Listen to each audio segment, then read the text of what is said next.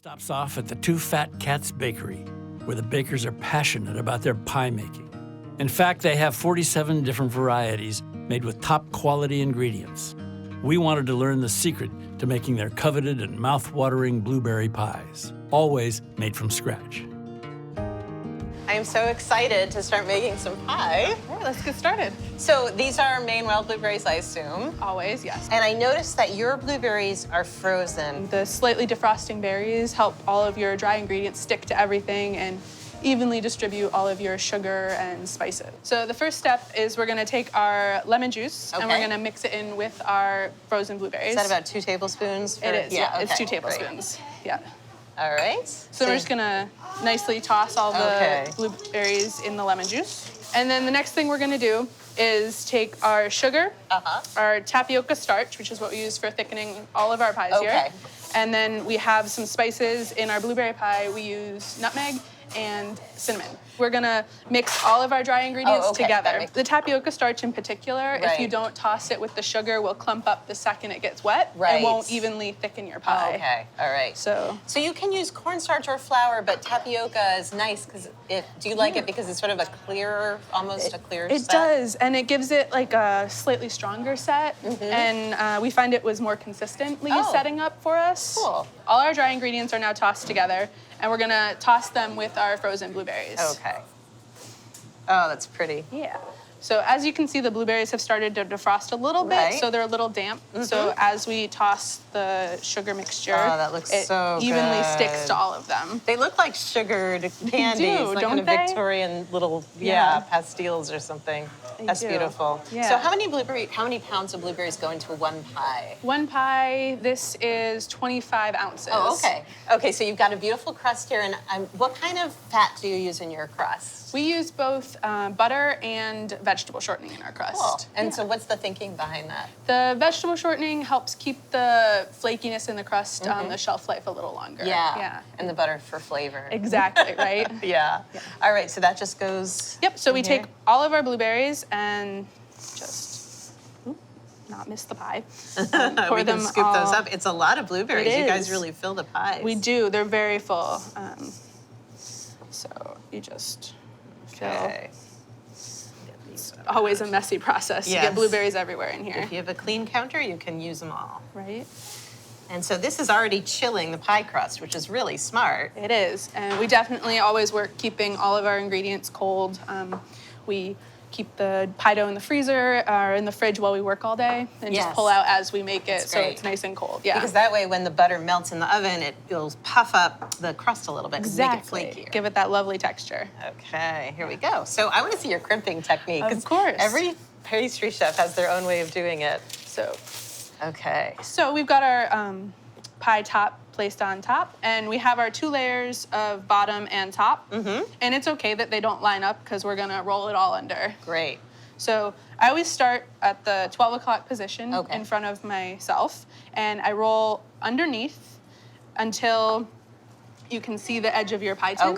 And it's really important to see the edge of your pie tin so you know when it bakes that there's all of the crust is supported. Otherwise, you get a really droopy pie when you're done. Oh, interesting. And it doesn't look so nice. So it's like a tighter kind of pull on the... Yeah. And this, look how pretty that is already. And this is having that extra hang over is a good thing because that way you're not, you can get a nice thick kind of edge to your crust. It gives us a nice, beautiful crust. Yeah. Nice crimps. Yeah. So you've really practiced hands doing this. I have done this a couple thousand times, I think.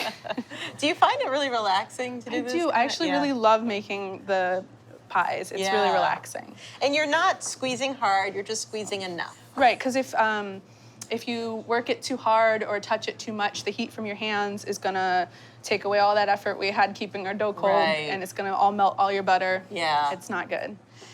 So now that I've got all of the dough rolled up and I have this lovely crust, we have to crimp it. Right.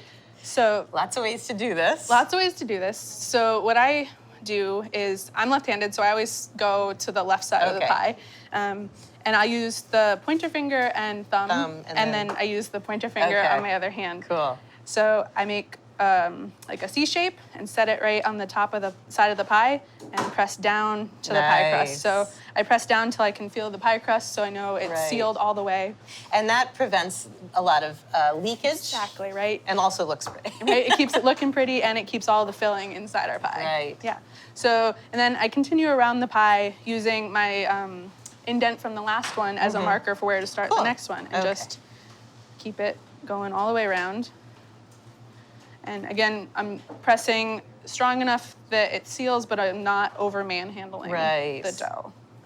So you just... That looks really pretty. Yeah. And I always move the pie, not my hands, because then you're at the same angle.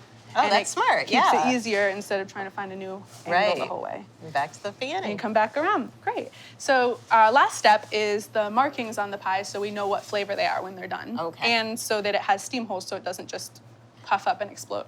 You just make nice little cuts across the top. So this is, if you're a home cook, you would still do this to allow the steam to release. And I think it gives it that nice, beautiful finish and not just some flat top. Yeah. Now, do you do a glaze on here, or do you just put it in like this? So we are going to use a milk wash on all of our pies. Great. So you can use egg wash, but I like milk on pie. Yeah, we use a combination milk wash with a dusting sugar on top. Oh, nice. Yeah. Okay. Gives it that nice, like, crunchy, caramely color on top. Pretty. Okay. Yeah, and it's a nice shine that you get from milk, and it's easier than dealing with eggs. Right. So we only brush the top part of the pie. We don't go onto the crust because that's already the part that's going to get the darkest. Right. The last step is the dusting of sugar, which is more sugar than you think it should be. Right. It looks like a lot, but otherwise it just all bakes in and you can't see it. Oh, that's pretty. So it's like it's snowing in July. Right? It's beautiful. Yeah. Okay. So this is our last step before we go in the oven. All right, and then we're gonna have good homemade pie. Exactly.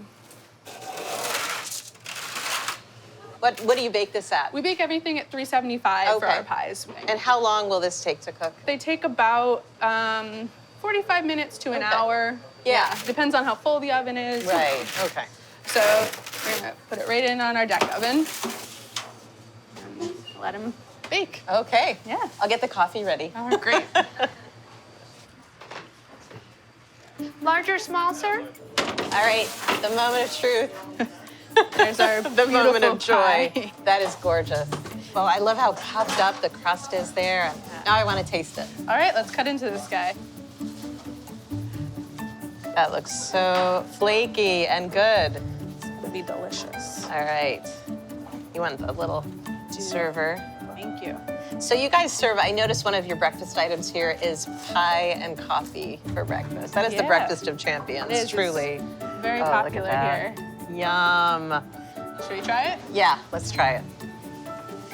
Oh my God, it looks so good. It's like I don't even know where to start. Right? Oh wow, look at that. Look at those flakes. All right. Okay. It's a nice blueberry pie. The lemon, you can really taste the lemon. Spices, so good. They really complement the blueberries. This is really, really good pie. It's nice and warm because we put it in the Yeah, it's just like the perfect temperature. That is a hit. I'm definitely going to take one with me when I go. oven. Great.